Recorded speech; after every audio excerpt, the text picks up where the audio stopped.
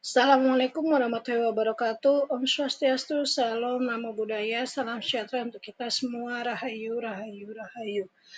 Bertemu lagi dengan saya Novita Martika Putri di tugas tutorial ke-1 program studi pendidikan dasar mata kuliah studi komparatif pendidikan dasar di berbagai negara. Di sini saya akan menjawab 4 pertanyaan pada tugas tutorial 1.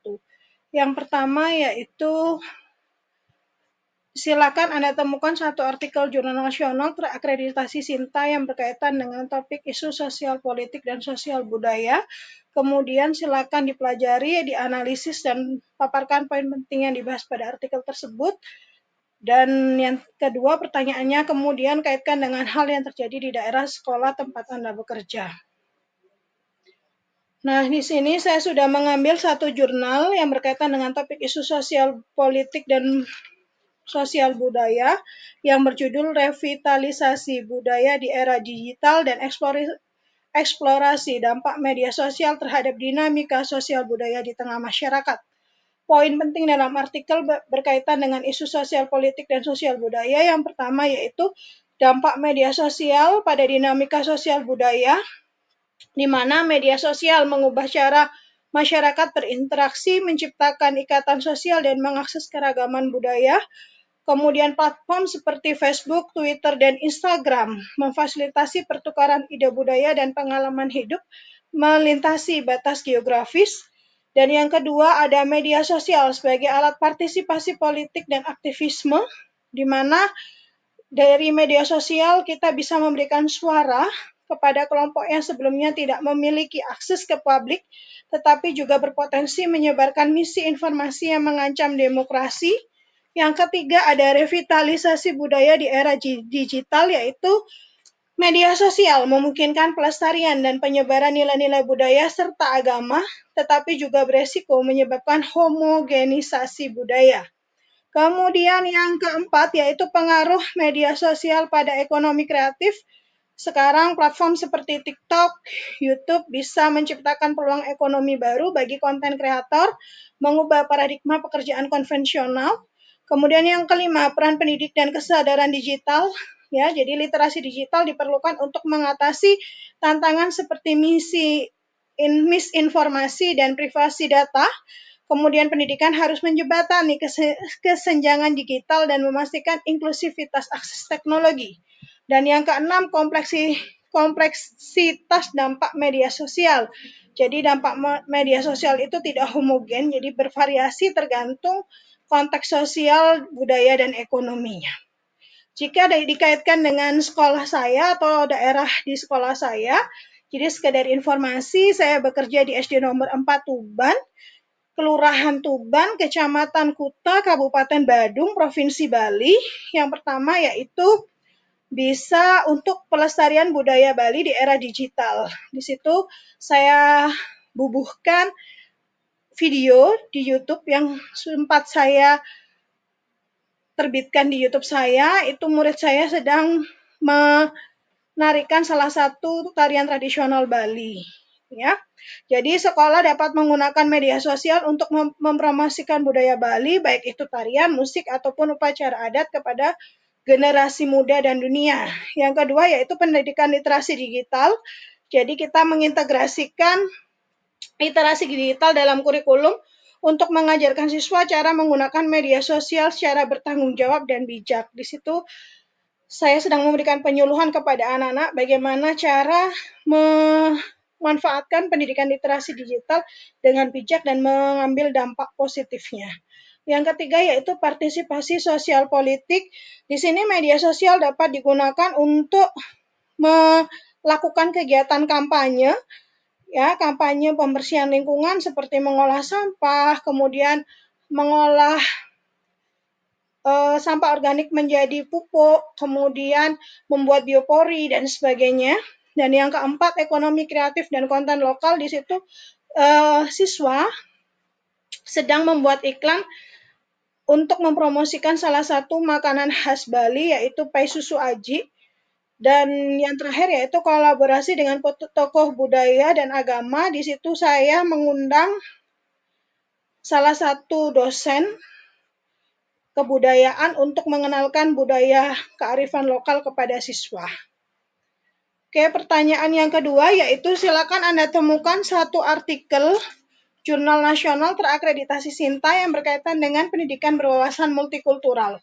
Pelajari, analisis, dan paparkan poin penting yang dibahas pada artikel tersebut, kemudian kaitkan dengan hal yang terjadi di daerah sekolah tempat Anda bekerja.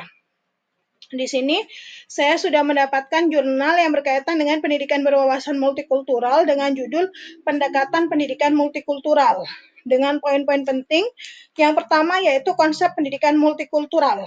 Jadi pendidikan multikultural adalah pendekatan pendidikan yang mengakui dan menghormati keragaman budaya, etnis, bahasa, agama, dan latar belakang sosial lainnya. Tujuannya adalah untuk mengurangi diskriminasi, membangun toleransi, dan menciptakan kesetaraan hak bagi semua kelompok. Ya. Yang kedua yaitu tantangan di Indonesia. Jadi karena Indonesia sebagai negara multikultural sering menghadapi konflik sosial yang bersumber dari perbedaan sara, yaitu suku, agama, ras, dan antar golongan. Yang ketiga yaitu peran pendidik. Di sini pendidik memegang kunci dalam menanamkan nilai-nilai multikultural kepada peserta didik. Nilai-nilai yang perlu ditanamkan meliputi toleransi, empati, anti-diskriminasi, dan penghargaan terhadap perbedaan.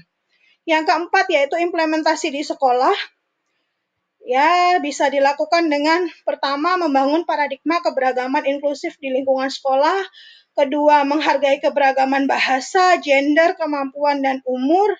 Ketiga, mengembangkan pemahaman kritis dan empati terhadap ketidakadilan sosial.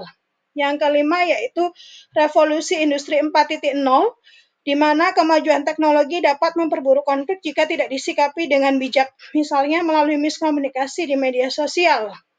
Jadi pendidikan multikultural perlu diintegrasikan dengan kurikulum berbasis kearifan lokal untuk mengatasi dampak negatif digitalisasi. Yang keenam yaitu pembentukan karakter, di mana pendidikan multikultural diharapkan dapat membantu membentuk karakter bangsa yang mencerminkan identitas nasional seperti religius, jujur, toleransi, dan cinta damai. Kemudian yang ketujuh yaitu metode dan pendekatan. Metode yang dapat digunakan meliputi kontribusi, pengayaan transformatif, dan pembuatan keputusan sosial. Pendekatan yang disarankan mencakup historis, kultural, psikologis, estetik, dan perspektif gender. Kesimpulannya yaitu pendidikan multikultural adalah solusi untuk mengatasi konflik sosial dan membangun persatuan di tengah keragaman. Jika dikaitkan dengan sekolah saya di SD nomor 4 Tuban, Kecamatan Kuta, Kabupaten Badung, yang pertama yaitu keragaman siswa. Di sekolah kami memiliki siswa dengan berbagai latar belakang budaya, agama, dan bahasa, termasuk banyaknya siswa kami yang pendatang dari luar Bali. Selain itu juga kami memiliki siswa reguler dan siswa inklusif. Yang kedua yaitu implementasi nilai multikultural. Di sekolah kami sudah menerapkan nilai-nilai multikultural seperti toleransi dan empati melalui kegiatan sehari-hari. Misalnya kami sudah mengenalkan budaya daerah lain melalui pelajaran atau acara sekolah, kemudian menghargai perbedaan agama dengan mengadakan kegiatan lintas agama, kemudian membiasakan siswa menggunakan bahasa Indonesia yang baik sambil menghargai bahasa daerah. Yang ketiga yaitu peran guru. Guru dapat menjadi teladan dalam menghargai keragaman, misalnya dengan tidak membedakan perlakuan berdasarkan latar belakang siswa, kemudian menggunakan metode pembelajaran yang inklusif, seperti diskusi kelompok dengan anggota yang beragam. Yang keempat yaitu integrasi dengan kearifan lokal.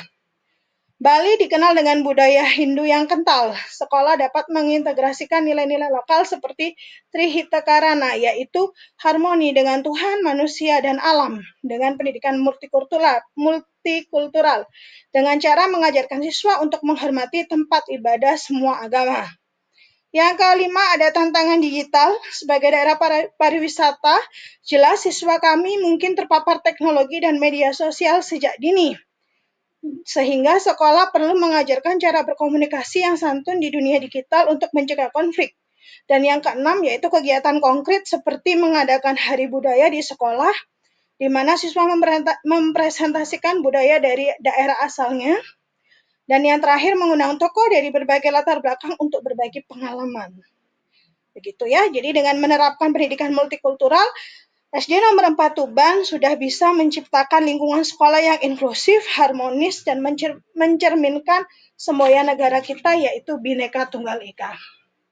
Yang ketiga yaitu silakan Anda temukan satu artikel jurnal yang berkaitan dengan teknologi informasi dan komunikasi dalam pendidikan dasar dengan pertanyaan yang sama, yaitu pelajari, analisis, dan paparkan poin penting yang dibahas pada artikel tersebut, kemudian kaitkan dengan hal yang terjadi di daerah sekolah tempat Anda bekerja.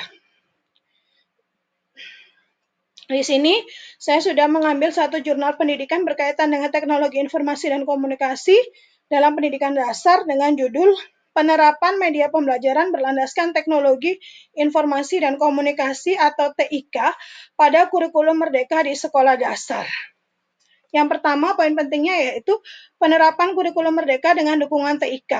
Kurikulum merdeka menekankan pembelajaran berdiferensiasi, yaitu menyesuaikan kebutuhan individu siswa dan proyek penguatan profil pelajar Pancasila atau P5. Jadi TIK bisa digunakan sebagai media pembelajaran, tetapi penerapannya belum optimal karena keterbatasan guru dan siswa dalam menguasai teknologi. Yang kedua yaitu kelebihan media pembelajaran berbasis TIK, yaitu memudahkan guru memberikan tugas mandiri melalui tautan materi digital, kemudian meningkatkan keterlibatan siswa, dan yang ketiga siswa lebih mandiri dan aktif setelah terbiasa dengan pembelajaran daring selama pandemi. Yang ketiga yaitu kendala yang dihadapi. Yang pertama dari guru, yaitu guru kurang terampil menggunakan laptop atau animasi PowerPoint, jadi masih dominan dengan metode ceramah. Siswa lebih mahir menggunakan smartphone daripada laptop sehingga perlu pendampingan yang mengurangi jam belajar efektif. Kemudian yang terakhir yaitu fasilitas seperti tersedianya WiFi, LCD proyektor, variasi media TIK-nya juga masih terbatas. Solusi yang ditawarkan ada pelatihan TIK untuk guru, kemudian pemanfaatan materi digital seperti video animasi dari internet. Yang ketiga, penggunaan media berbasis game yang familiar bagi siswa seperti Quizzes, Wordwall, ataupun Kahoot.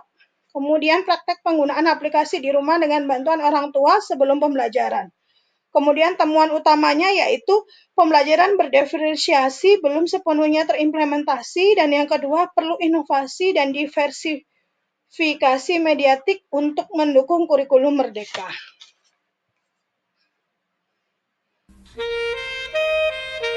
Oke, kemudian jika dikaitkan dengan hal yang ada di daerah atau sekolah tempat saya bekerja, sekali lagi saya bekerja di SD nomor 4 Tuban, Kecamatan Kuta, Kabupaten Badung, Provinsi Bali. Yang pertama yaitu penerapan kurikulum merdeka. Di sini di SD nomor 4 Tuban kami kemarin sudah mengadopsi proyek P5 berbasis kearifan lokal Bali, yaitu membuat komik dari cerita rakyat dari Bali, dan komik itu dibuat dalam bentuk kanva. Kemudian yang kedua yaitu pemanfaatan TIK, itu sudah banyak ya, ada platform digital, media interaktif digital, dan juga ada pembuatan proyek digital. Kemudian kearifan lokal dan teknologi, di sini anak-anak kami minta untuk melakukan wawancara terhadap mata pencaharian yang ada di lingkungan sekitar mereka. Salah satunya yaitu wawancara yang dilakukan kepada ibu-ibu yang membuka bisnis kue yang biasanya itu dibutuhkan ketika ada upacara galungan dan kuningan. Kemudian yang keempat yaitu peran orang tua dan komunitas. Jadi ajak orang tua untuk membantu siswa berlatih menggunakan aplikasi pembelajaran di rumah. Jadi pembuatan video itu juga dibantu oleh orang tua dan diarahkan juga oleh orang tua sekaligus diawasi dalam pembuatannya. Yang kelima yaitu tantangan dan evaluasi. Tantangannya kadang wifi-nya masih main-main di sekolah kami. Kemudian keunikannya SD nomor 4 Tuban itu adalah salah satu SD model. Ya, SD model yang memadukan TIK dengan pelestarian budaya Bali sesuai visi kurikulum merdeka. Ya. Oke. Selanjutnya yaitu yang keempat, cari satu artikel jurnal internasional yang bereputasi Scopus dengan salah satu topik berikut ini. Yang pertama ada isu sosial politik dan sosial budaya, yang kedua pendidikan berwawasan multikultural, yang ketiga teknologi informasi dan komunikasi dalam pendidikan dasar, dengan metode penelitiannya menggunakan studi literatur, analisis, pelajari, analisis, dan paparkan poin yang dibahas pada artikel. Di sini saya mengambil jurnal berjudul Information and Communication Technology Reading Intervention, a Scoping Review. Di sini artikel ini menyoroti potensi besar teknologi dalam mengatasi krisis literasi, sekaligus menekankan pentingnya adaptasi dan penelitian lebih lanjut di konteks lokal, khususnya di Afrika Selatan.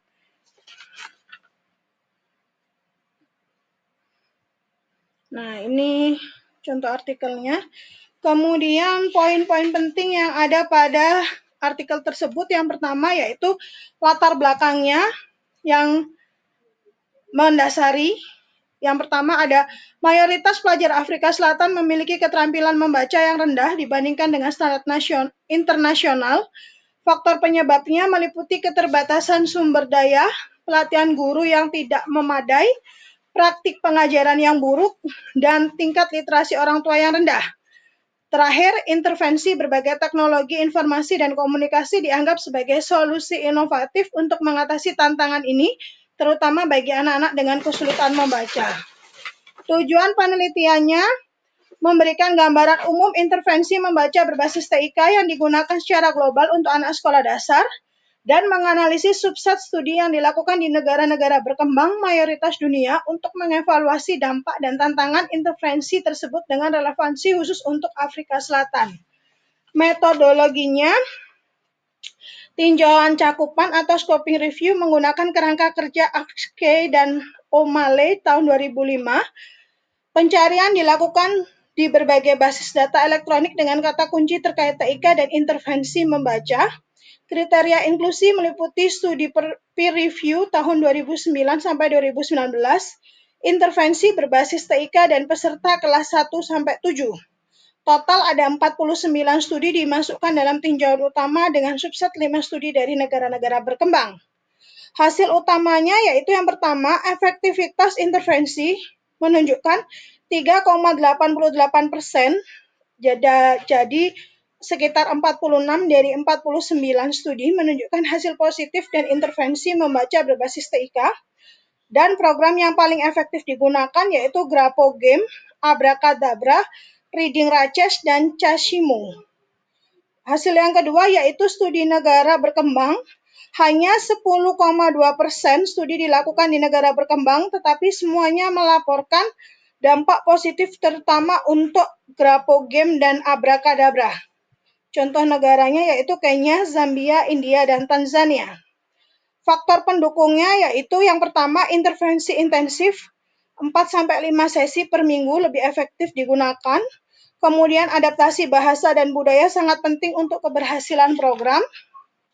Dan yang kelima ada tantangan. Secara teknis, keterbatasan akses teknologi, infrastruktur buruk, dan kurangnya pelatihan bagi peserta didik dan guru. Lingkungan, tingkat ketidakhadiran tinggi, kurangnya bahan bacaan, dan dukungan orang tua yang rendah. Penilaian, kurangnya alat penilaian yang sesuai secara budaya dan linguistik. Kesimpulannya, yang pertama, intervensi berbasis TIK terbukti efektif meningkatkan keterampilan membaca, terutama bagi anak-anak di lingkungan terbatas sumber daya. Yang kedua, program seperti Grapo Game dan Abracadabra berpotensi besar untuk diterapkan di Afrika Selatan, tetapi perlu adaptasi bahasa dan budaya.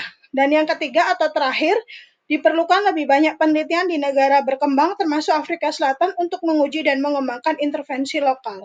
Rekomendasinya, yang pertama yaitu pengembangan intervensi berbasis TIK yang inovatif dan sesuai konteks lokal.